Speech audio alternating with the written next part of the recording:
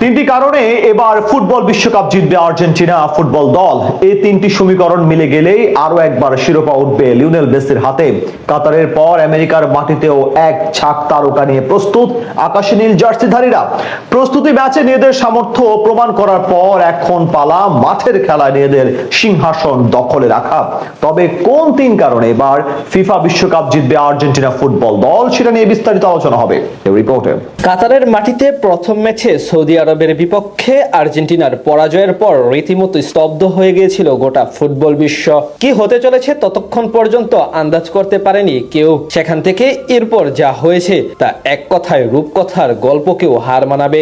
Lionel Messi, Emiliano Martinez, Enzo ফার্নান্দেজরা রীতিমতো ইতিহাস গড়ে সেইবার ফাইনাল জিতে 36 বছর পর আর্জেন্টিনাকে বিশ্বকাপের শিরোপা এনে দেন। সেই মুহূর্তের আরো একবার পুনরাবৃত্তি হতে পারে এবার আমেরিকার মাটিতে। লিওনেল স্কেলোনির অধীনে টানা দ্বিতীয় এবং নিজেদের ইতিহাসের চতুর্থ ট্রফি জিততে প্রস্তুত তারা। সবকিছু বিবেচনায় ধারণা করা হচ্ছে তিনটি এমন কারণ রয়েছে যার কারণে এবারে বিশ্বকাপও জিতবে আর্জেন্টিনা। প্রথমত, ডিফেন্ডিং চ্যাম্পিয়নরা এবারও আছে আসলে হটকেক দল হিসেবে। দলের সবচেয়ে বড় তারকা লিওনেল মেসির কারণেই তারা আরো একটি শিরোপা জিততে পারে। ক্যারিয়ারের পরন্ত বিকেলে থাকা মেসি এখনো পারফরমেন্স করে চলেছেন ঠিক নিজের পুরনো দিনের মতোই। বল পায়ে আরো একবার নিজেকে অনন্য উচ্চতায় নিয়ে যাওয়ার সুযোগ তার কাছে। বিশ্লেষকদের মতে মেসির নেতৃত্বে এবং অভিজ্ঞতার কারণে বিশ্ব আসরে আর্জেন্টিনার জন্য অন্যতম বড় নিয়ামক হয়ে ধরা দিতে পারে। তিনি যদি সব তরুণদের নিয়ে আগের বারের মতো এগিয়ে যেতে পারেন এবং নিজের সেরাটা দিতে পারেন, তাহলে আরো একবার বিশ্ব চ্যাম্পিয়ন হওয়া কষ্ট হবে না আর্জেন্টিনার জন্য।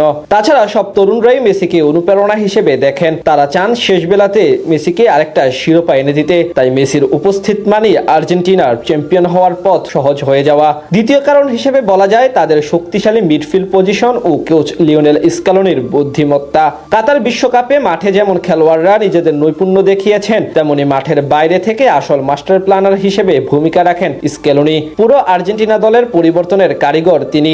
তাছাড়া স্কেলোনির গেল বিশ্বকাপ জয়ের অভিজ্ঞতা এবারও কাজে লাগবে। তিনি দলকে যেভাবে উজ্জীবিত রাখছেন এবং সবার সাথে যোগাযোগ রাখছেন, সেটি বিশ্বকাপে আর্জেন্টিনাকে চ্যাম্পিয়ন করে তুলবে। তাছাড়া মিডফিল্ডের দিক থেকে এবার আসরে অন্যতম শক্তিশালী দল আলবিসেলেস্তারা। অভিজ্ঞদের পাশাপাশি একাধিক তরুণ আছেন যারা ইতিমধ্যে নিজেদের প্রতিভা দিয়ে প্রমাণ করেছেন। ডিপল, এনজো ফার্নান্দেজ ও ম্যাকলিস্টারদের কারণেই আরো একটি শিরোপা জিততে পারে আকাশী নীল জার্সিধারীরা। সবশেষ 3 নম্বর কারণটা হলো দলের মধ্যে একতা।